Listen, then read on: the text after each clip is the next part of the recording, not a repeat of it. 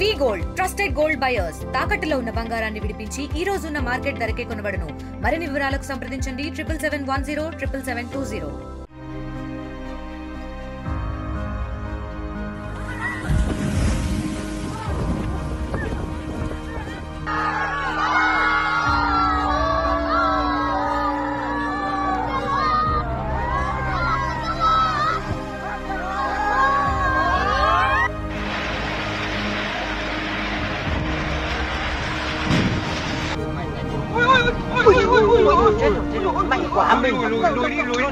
దేశంలో వరుస బ్రిడ్జి ప్రమాదాలు కలకలం రేపుతున్నాయి.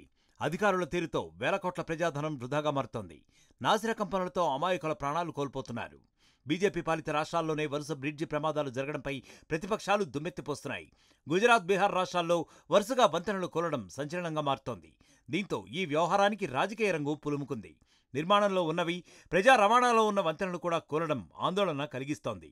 వరుస ప్రమాదాలకు ప్రభుత్వ నిర్లక్ష్యమే కారణమని విమర్శలు గుప్పుమంటున్నాయి.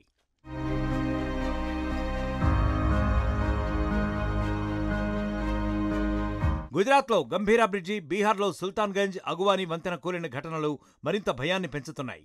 మోదీ సొంత రాష్ట్రమైన గుజరాత్లో మహీసాగర్ నదిపై నిర్మించిన గంభీరా బ్రిడ్జ్ ఒక్కసారిగా కూలింది.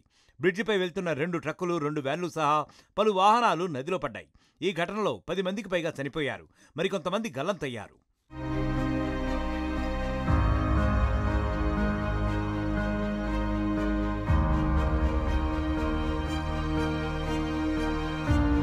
వడోదర, ఆనంద్ జిల్లాలను కలిపే ఈ వంతెనను 1986లో నిర్మించారు. అయితే 40 ఏళ్ల క్రితం నిర్మించిన ఈ బ్రిడ్జి శిథిలావస్థకు చేరినా ప్రభుత్వం పట్టించుకోలేదనే ఆరోపణలు ఉన్నాయి. కొత్త వంతెన నిర్మాణం ఎందుకు చేపట్టలేదని ప్రశ్నలు లేవనెత్తుతున్నాయి.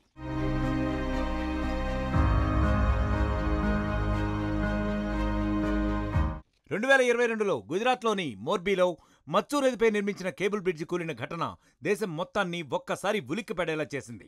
ఇంజనీరింగ్ అద్భుతంగా చెప్పుకునే ఈ కేబుల్ బ్రిడ్జి ఉన్నట్టుండి ఒక్కసారిగా కూలిపోయింది. దీంతో బ్రిడ్జిపైనున్న సందర్శకులు నదిలో పడిపోయారు. ఈ ప్రమాదంలో 130 మందికి పైగా చనిపోగా మరో 100 మందికి పైగా గల్లంతయ్యారు.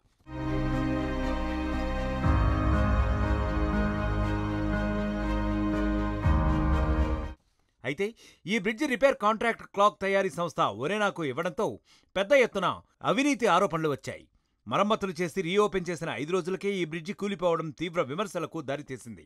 ఇక 2024 నవంబర్లో ముంబై అహ్మదాబాద్ బుల్లెట్ ట్రైన్ రూట్లో నిర్మాణంలో ఉన్న ఒక బ్రిడ్జి కూలి 3 మరణించారు.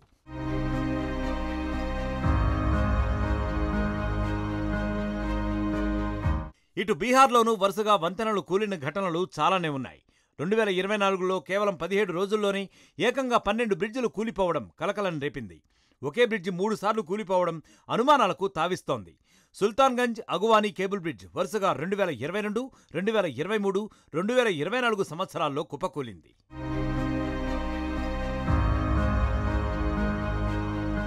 .16 కిలోమీటర్ల దూరానికి బ్రిడ్జి నిర్మాణాన్ని 2014లో మొదలుపెట్టారు. దాదాపు 1710 కోట్ల రూపాయలతో ఈ వంతెన నిర్మాణం చేపట్టగా డిజైన్ లోపాలు, నాసిరకం పనులతో బ్రిడ్జి కూలుతోందనే ఆరోపణలు వస్తున్నాయి. ఇక 2024లో అరారియాలో 12 కోట్ల రూపాయలతో నిర్మితమైన బక్రా నది బ్రిడ్జి కూలింది. నీటి ప్రవాహం, నాసిరక నిర్మాణం కారణంగా వంతెనలు కూలిపోతున్నాయని నిపుణులు చెబుతున్నారు.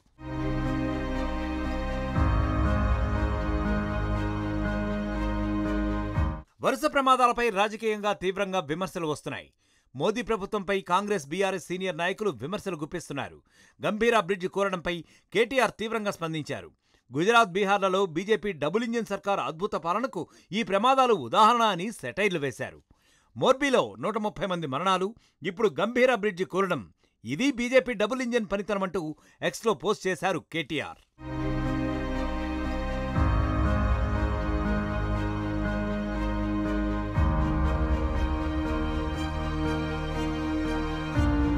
మరోవైపు కాంగ్రెస్ నేత అమిత్ చడ్డా దీనిపై సెటైరికల్ ట్వీట్ చేశారు. మోదీ సొంత రాష్ట్రంలో కూలిన బ్రిడ్జి ఘటనపై ఎన్డీఎస్ఏ విచారణ చేస్తుందా అని ప్రశ్నించారు. మొత్తంగా ఈ వరుస ప్రమాదాలు ఆయా రాష్ట్రాల ప్రభుత్వ నిర్లక్ష్యాల్ని బట్టబయలు చేస్తున్నాయి.